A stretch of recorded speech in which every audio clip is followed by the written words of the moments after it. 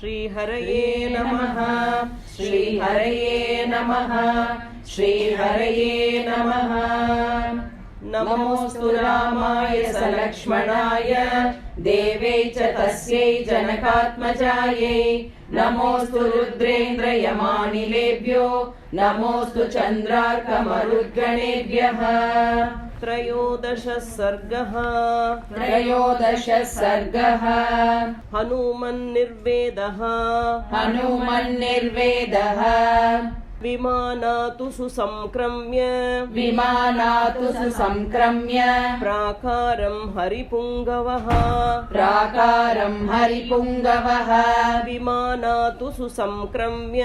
विमानातु सुसंक्रम्य प्राकारं हरिपुङ्गवः।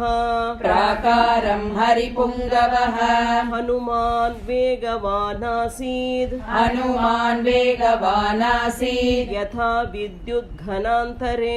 यथा विद्युद्घनान्तरे। हनुमान् वेगवानासीत् यथा विद्युद्घनान्तरे। विमानातु सुसंक्रम्य प्राकारं हरिपुङ्गवः। हनुमान् वेगवानासीत् यथा विद्युद्घनान्तरे। सम्परिक्रम्य हनुमान् रावणस्य निवेशनम्। सम्परिक्रम्य हनुमान् रावणस्य निवेशनम्। अदृष्ट्वा जानकीं सीताम् अब्रवीत् वचनं कपिः। अदृष्ट्वा जानकीं सीताम् अब्रवीत् वचनं कपिः। सम्परिक्रम्य हनुमान् रावणस्य निवेशनम्। अदृष्ट्वा जानकीं सीताम् अब्रवीत् वचनं कपिः। भूयिष्ठं लोलितालङ्का रामस्य चरता प्रियम्। भूयिष्ठं लोलितालङ्का रामस्य चरता प्रियम्। न हि पश्यामि वैदेहीं सीतां सर्वाङ्गशोभनाम्। न हि पश्यामि वैदेहीं सीतां सर्वाङ्गशोभनाम्। भूयिष्ठं लोलितालङ्का रामस्य चरता प्रियम्। न हि पश्यामि वैदेहीं सीतां सर्वाङ्गशोभनाम्। पल्वलानि तटाकानि सरांसि सरितस्तथा। पल्वलानि तटाकानि सरांसि सरितस्तथा। नद्योऽनुपवनान्ताश्च दुर्गाश्च धरणीधराः। नद्योऽनुपवनान्ताश्च दुर्गाश्च धरणीधराः। पल्वलानि तटाकानि सरांसि सरितस्तथा। नद्योऽनुपवनान्ताश्च दुर्गाश्च धरणीधराः। लोलिता वसुधा सर्वा न तु पश्यामि जानकीं। लोलिता वसुधा सर्वा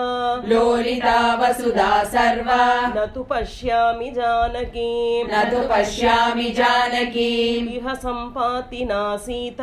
इह सम्पातिना सीता रावणस्य निवेशने। इह सम्पातिना सीता रावणस्य निवेशने। लोलिता वसुधा सर्वा न तु पश्यामि जानकी इह सम्पातिना सीता रावणस्य निवेशने आख्याता गृध्रराजेन आख्याता गृध्रराजेन न च पश्यामि तामहम् न च पश्यामि तामहम् आख्याता गृध्रराजेन आख्याता गृध्रराजेन न च पश्यामि तामहम् न च पश्यामि तामहम् किं नु सीताथ वैदेही किं नु सीता तवैदेही मैथिली जनकात्मजा मैथिली जनकात्मजा किं नु सीताथ वैदेही किं नु सीता तवैदेही मैथिली जनकात्मजा मैथिली जनकात्मजा आख्याता गृध्रराजेन न च पश्यामि तामहम् किं नु सीता तवैदेही मैथिली जनकात्मजा उपतिष्ठेत विवशा उपतिष्ठेत विवशा रावणेन हृता बलात् रावणेन हृता बलात् उपतिष्ठेत विवशा उपतिष्ठेत विवशा रावणेन हृता बलात् रावणेन हृता बलात् क्षिप्रमुत्पततो मन्ये क्षिप्रमुत्पततो मन्ये सीतामादाय रक्षसः सीतामादाय रक्षसः क्षिप्रमुत्पततो मन्ये क्षिप्रमुत्पततो मन्ये सीतामादाय रक्षसः सीतामादाय रक्षसः उपतिष्ठेत विवशा रावणेन हृता बलात् क्षिप्रमुत्पततो मन्ये सीतामादाय रक्षसः बिभ्यतो रामबाणानाम् बिभ्यतो रामबाणानाम् अन्तरा पतिता भवेत् अन्तरा पतिता भवेत् बिभ्यतो रामबाणानाम् बिभ्यतो रामबाणानाम् अन्तरा पतिता भवेत् अन्तरा पतिता भवेत् अथवा ह्रियमाणायाः अथवा ह्रियमाणायाः पतिसिद्धनिषेविते पतिसिद्धनिषेविते अथवा ह्रियमाणायाः अथवा ह्रियमाणायाः पतिसिद्धनिषेविते पतिसिद्धनिषेविते बिभ्यतो रामबाणानाम् अन्तरा पतिता भवेत् अथवा ह्रियमाणायाः पतिसिद्धनिषेविते मन्ये पतितमार्याय मन्ये पतितमार्याय हृदयं प्रेक्ष्य सागरम् हृदयं प्रेक्ष्य सागरम् मन्ये पतितमार्याय मन्ये पतितमार्याय हृदयं प्रेक्ष्य सागरम् हृदयं प्रेक्ष्य सागरम् रावणस्योरुवेगेन रावणस्योरुवेगेन भुजाभ्यां पीडितेन च भुजाभ्यां पीडितेन च रावणस्योरुवेगेन रावणस्योरुवेगेन भुजाभ्यां पीडितेन च भुजाभ्यां पीडितेन च मन्ये पतितमार्याय हृदयं प्रेक्ष्य सागरम् रावणस्योरुवेगेन भुजाभ्यां पीडितेन च तया मन्ये विशालाक्ष्या तया मन्ये विशालाक्ष्या त्यक्तं जीवितमार्यया त्यक्तं जीवितमार्यया तया मन्ये विशालाक्ष्या तया मन्ये विशालाक्ष्या त्यक्तं जीवितमार्यया त्यक्तं जीवितमार्यया उपर्युपरि वा नूनम् उपर्युपरि वा नूनम् सागरं क्रमतस्तदा सागरं क्रमतस्तदा उपर्युपरि वा नूनम् उपर्युपरि वा नूनम् सागरं क्रमतस्तदा सागरं क्रमतस्तदा तया मन्ये विशालाक्ष्या त्यक्तं जीवितमार्यया उपर्युपरि वा नूनम् सागरं क्रमतस्तदा विवेष्टमाना पतिता विवेष्टमाना पतिता समुद्रे जनकात्मजा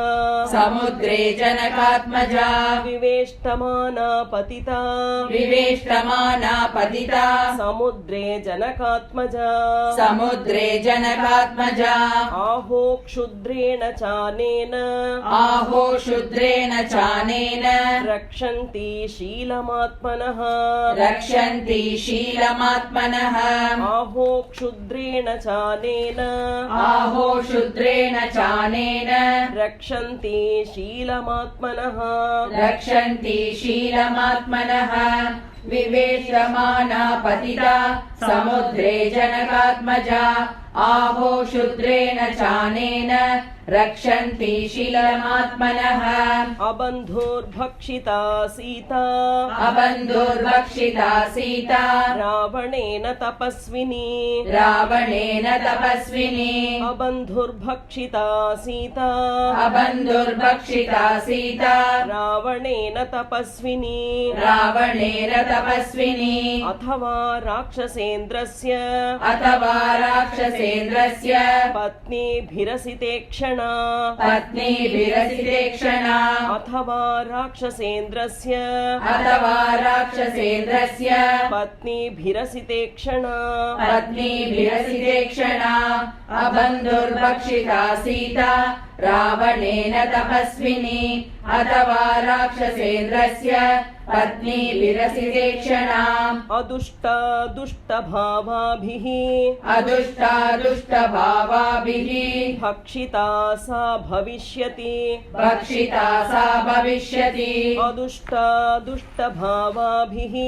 अदुष्टा दुष्टभावाभिः भक्षिता सा भविष्यति भक्षिता सा भविष्यति सम्पूर्णचन्द्रप्रतिमम् सम्पूर्णचन्द्रप्रतिमम् पद्मपत्रनिभेक्षणम् पद्मपत्रनिभेक्षणम् सम्पूर्णचन्द्रप्रतिमम् सम्पूर्णचन्द्रप्रतिमम् पद्मपत्रनिभेक्षणम् पद्मपत्रनिभेक्षणम् अदुष्टा दुष्टभावाभिः भक्षिता सा भविष्यति सम्पूर्णचन्द्रप्रतिमम् पद्मपत्रनिभेक्षणम् रामस्य ध्यायति वक्त्रम् रामस्य ध्यायति वक्त्रम् पञ्चत्वम् कृपणागता पञ्चत्वम् कृपणागता रामस्य ध्यायति वक्त्रम् रामस्य ध्यायति वक्त्रम् पञ्चत्वम् कृपणागता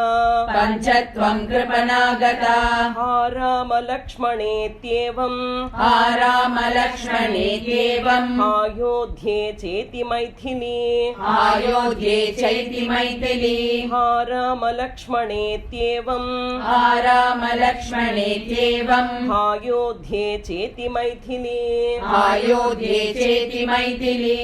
रामस्य ध्यायति वक्त्रम् पञ्चत्वम् कृपणागता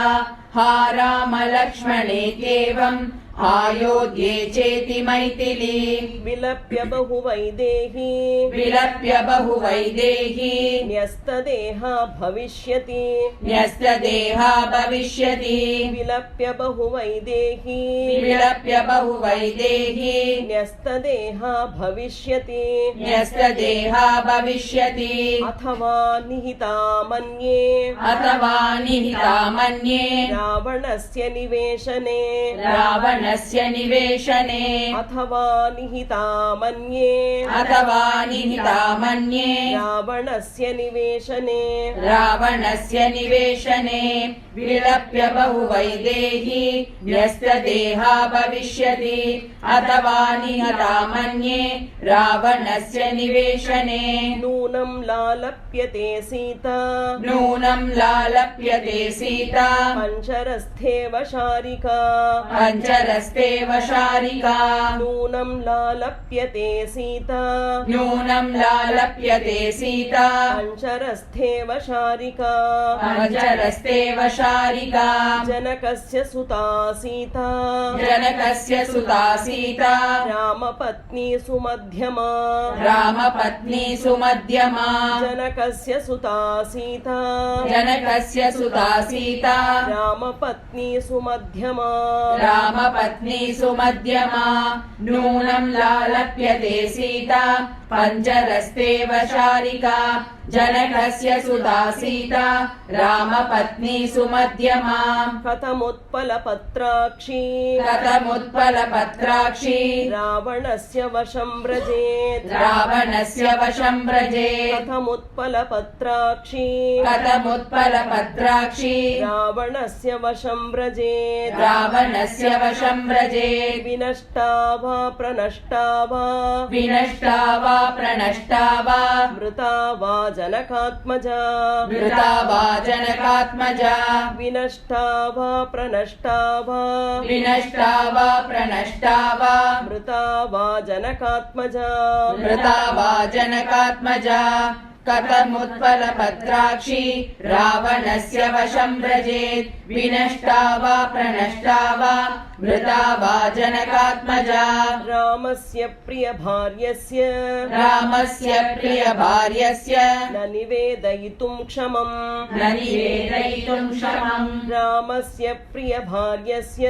रामस्य प्रियभार्यस्य न निवेदयितुं क्षमम् न निवेदयितुं क्षमम् निवेद्यमाने दोषः स्यात् निवेद्यमाने दोषः स्यात् दोषः स्यात् अनिवेदने दोषः स्यात् अनिवेदने निवेद्यमाने दोषः स्यात् निवेद्यमाने दोषः स्यात् दोषः स्यात् अनिवेदने दोषः स्यात् अनिवेदने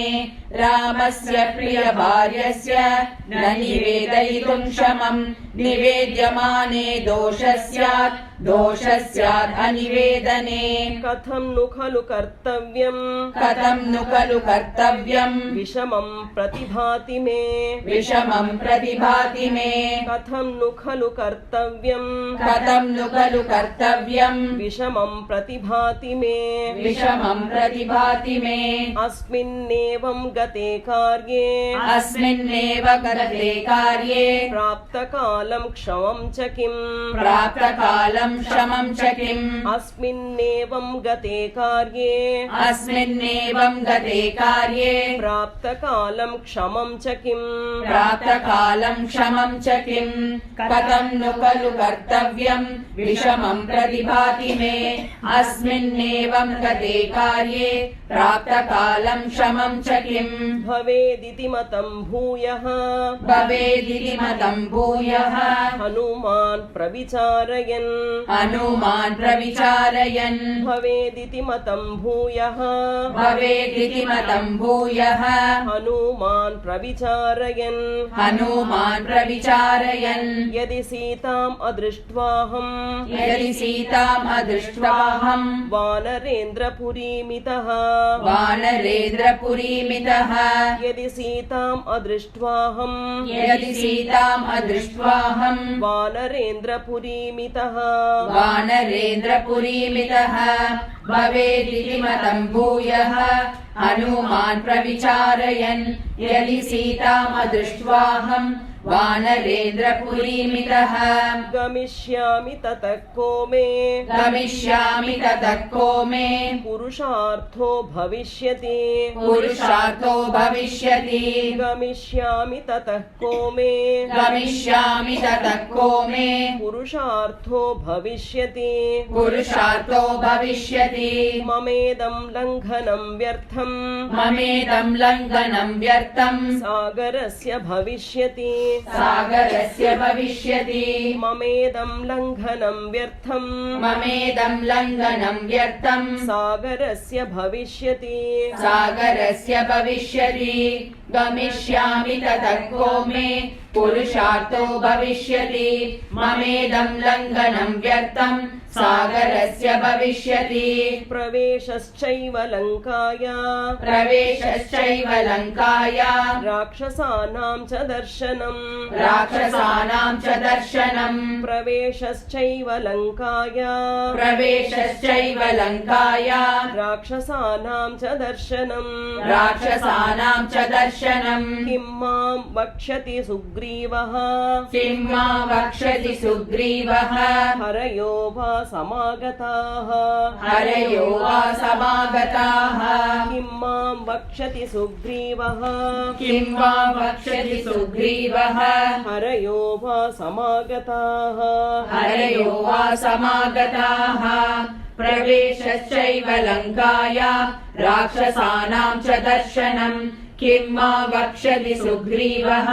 हरयो वा समागताः किष्किन्धां समनुप्राप्तम् किष्किन्धां समनुप्राप्तम् तौ वा दशरथात्मजौ तौ वा दशरथात्मजौ किष्किन्धां समनुप्राप्तम् किष्किन्धां समनुप्राप्तम् तौ वा दशरथात्मजौ तौ वा दशरथात्मजौ गत्वा तु यदि काकुत्स्थम् गत्वा तु यदि काकुत्स्थम् वक्ष्यामि परमप्रियम् वक्ष्यामि परमं प्रियम् गत्वा तु यदि काकुत्स्थम् गत्वा तु यदि काकुत्स्थम् वक्ष्यामि परमप्रियम् वक्ष्यामि परमप्रियम् किष्किन्धां समनुप्राप्तम् तौ वा दशरथात्मजौ गत्वा तु यदि काकुत्स्थम् वक्ष्यामि परमप्रियम् न दृष्टेति मया सीता न दृष्टेति मया सीता ततस्त्यक्षति जीवितम् ततस्तक्षति जीवितम् न दृष्टेति मया सीता न दृष्टेति मया सीता ततस्त्यक्षति जीवितम् ततस्त्यक्षति जीवितम् परुषं दारुणं क्रूरम् परुषं दारुणं क्रूरम् तीक्ष्णमिन्द्रियतापनम् तीक्ष्णमिन्द्रियतापनम् परुषं दारुणं क्रूरम् परुषं दारुणं क्रूरम् तीक्ष्णमिन्द्रियतापनम् तीक्ष्णमिन्द्रियतापनम् न दृष्टेति मया सीता ततस्त्यक्षति जीवितम् परुषं दारुणं क्रूरम् तीक्ष्णमिन्द्रियतापनम् सीता निमित्तं दुर्वाक्यम् सीता निमित्तं दुर्वाक्यम् श्रुत्वा स न भविष्यति श्रुत्वा स न भविष्यति सीता निमित्तं दुर्वाक्यम् सीता निमित्तं दुर्वाक्यम् श्रुत्वा स न भविष्यति श्रुत्वा स न भविष्यति तं तु कृच्छ्रगतं दृष्ट्वा तं तु कृच्छ्रगतं दृष्ट्वा पञ्चत्वगतमानसम् पञ्चत्वगतमानसम् तं तु कृच्छ्रगतं दृष्ट्वा तं तु कृच्छ्रगतं दृष्ट्वा पञ्चत्वगतमानसम् पञ्चत्वगतमानसम् सीता निमित्तं दुर्वाक्यम् श्रुत्वा स न भविष्यति तं तु कृच्छ्रगतं दृष्ट्वा पञ्चत्वगतमानसम् वृषानुरक्तो मेधावी वृषानुरक्तो मेधावी न भविष्यति लक्ष्मणः न भविष्यति लक्ष्मणः वृषानुरक्तो मेधावी वृषानुरक्तो मेधावी न भविष्यति लक्ष्मणः न भविष्यति लक्ष्मणः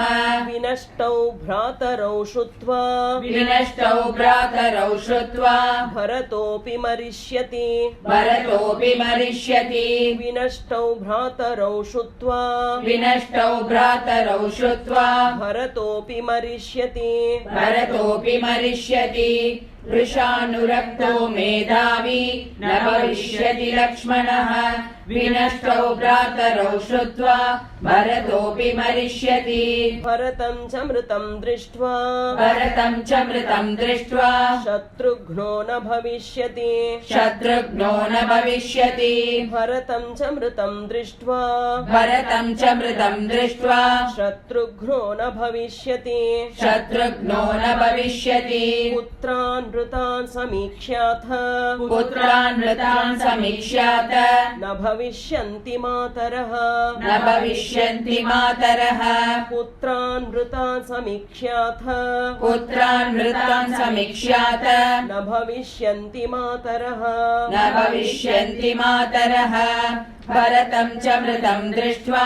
शत्रुघ्नो न भविष्यति पुत्रान् मृतान् समीक्ष्यात न भविष्यन्ति मातरः कौसल्या च सुमित्रा च कौसल्या च सुमित्रा च कैकेयी च न संशयः कैकेयी च न संशयः कौसल्या च सुमित्रा च कौसल्या च सुमित्रा च कैकेयी च न संशयः कैकेयी च कश्चन संशयः कृतज्ञः सत्यसन्धश्च कृतज्ञ सत्यसन्धश्च सुग्रीवः प्लवगाधिपः सुग्रीवः प्लवगाधिपः कृतज्ञः सत्यसन्धश्च कृतज्ञ सत्यसन्धश्च सुग्रीवः प्लवगाधिपः सुग्रीवः प्लवगाधिपः कौसल्या च सुमित्रा च कैकेयी च न संशयः कृतज्ञ सत्यसन्धश्च सुग्रीवः प्लवगाधिपः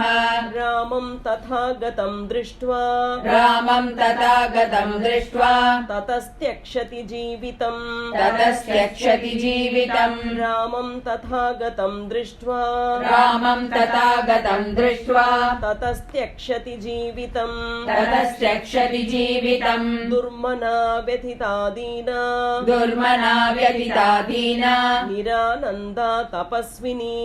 निरानन्दा तपस्विनी दुर्मना व्यथिता दीना दुर्मना व्यथिता दीना निरानन्दा तपस्विनी निरानन्दा तपस्विनी रामं तथागतं दृष्ट्वा ततस्त्यक्षति जीवितम् दुर्मना व्यथिता दीना निरानन्दा तपस्विनी पीडिता भर्तृशोकेन पीडिता भर्तृशोकेन रुमा त्यक्षति जीवितम् रुमा त्यक्षति जीवितम् पीडिता भर्तृशोकेन पीडिता भर्तृशोकेन रुमा त्यक्षति जीवितम् रुमा त्यक्षति जीवितम् वालिजेन तु दुःखेन वालिजेन तु दुःखेन पीडिता शोककर्षिता पीडिता शोककर्षिता वालिजेन तु दुःखेन वालिजेन तु दुःखेन पीडिता शोककर्षिता पीडिता शोककर्षिता पीडिता भर्तृशोकेन रुमा त्यक्षति जीवितम् वालिजेन तु दुःखेन